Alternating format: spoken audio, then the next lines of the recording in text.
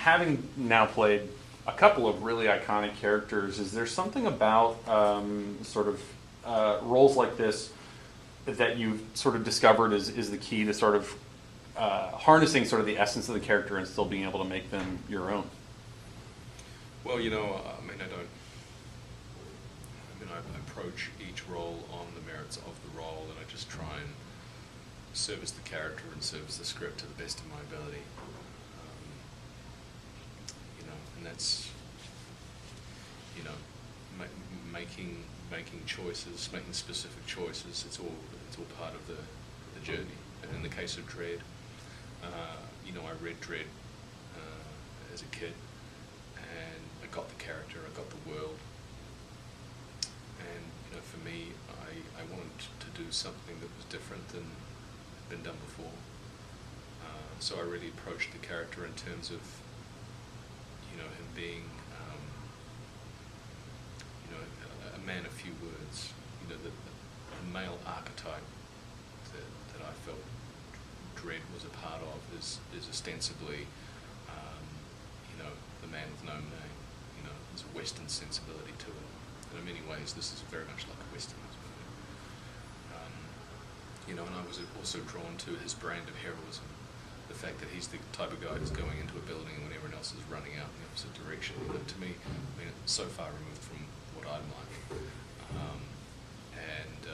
And it's always fun to play those characters that dare to do and say things that you never would in real life. Mm-hmm.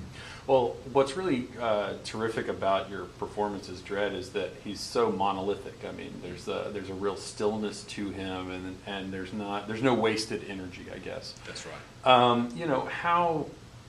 How much work did you have to do, or what sort of work did you have to do to sort of create a character that had that stillness and who, used so few words and still you felt like was not just interesting but actually pretty charismatic? Yeah. Well, that was the challenge. It was important not to approach the character like you're playing an icon. What I had to do was really define the character's humanity. You're right, he does operate within a particularly narrow bandwidth. He's a highly trained individual. He doesn't display his emotions. There's no wasted energy. And there's also a kind of a wariness about the character. He's dealing with this shit every day. And, that also, I think had to sort of informs the audience. And it was also important to define the character's sense of humour. He's got this great, dry, often dark sense of humour,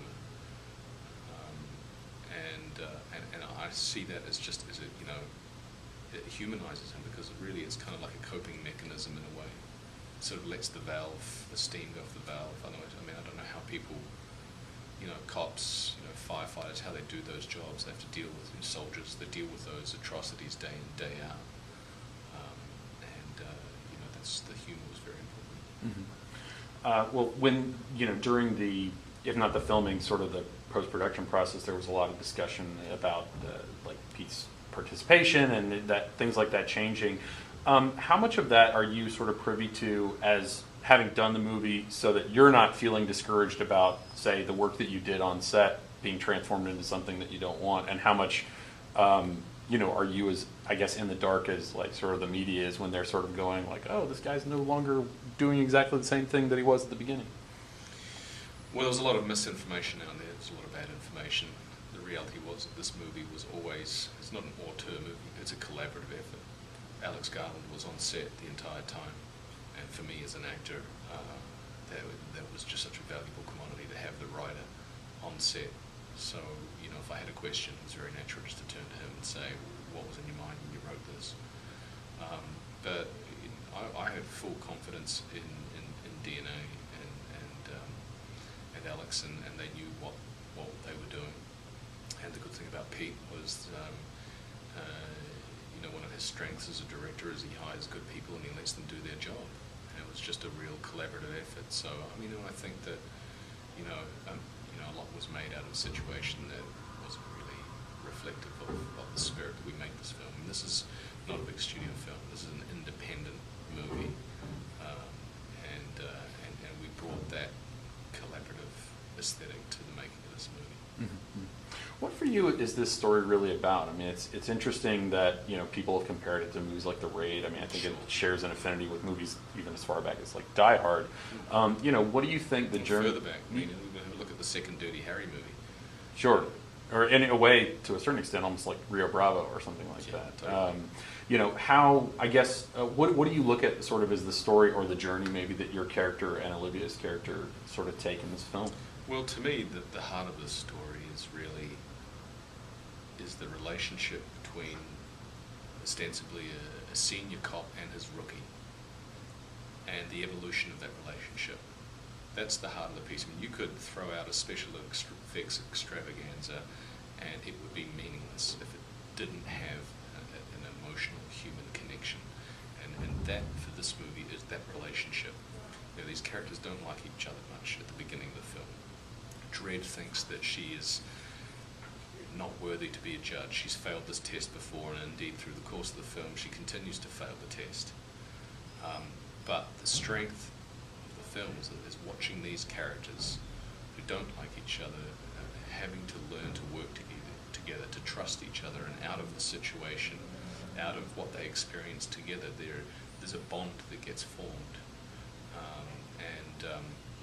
and it's really compelling to watch. And for the journey for Dredd is a lot more subtle. Obviously Anderson's journey is a journey from a rookie cop to earning his stripes, but for Dredd it's a lot more subtle. He's a man who views the world in very black and white terms, and he makes a judgment on her. He doesn't think she's worthy, and through the course of the film that changes. And to me, that's really interesting. For a guy who sees the world in black and white terms to suddenly discover this whole grey area where, technically it's X, but really it's Y. To me, that's really interesting, and that's the evolution of the character. It's huge. I mean, if you think about it in terms of his job, is to judge people, to dispense instant justice. Sometimes those judgments result in death. To suddenly discover that you can be wrong. It's really interesting. Having done sort of so many different sorts of projects, is your and you've talked in this interview about sort of your creative process. Is the sort of ubiquitousness of sort of genre material made it a very similar creative sort of process as if you were playing a lawyer or just a regular dramatic role, or is there something about the sort of pure imagination that it takes to create that you feel like just as an actor requires a different kind of discipline?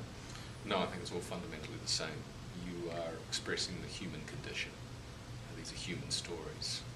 It doesn't matter if they're set in the future or the past or in some mythical world. The fundamental story is one of human nature, of human decisions, of human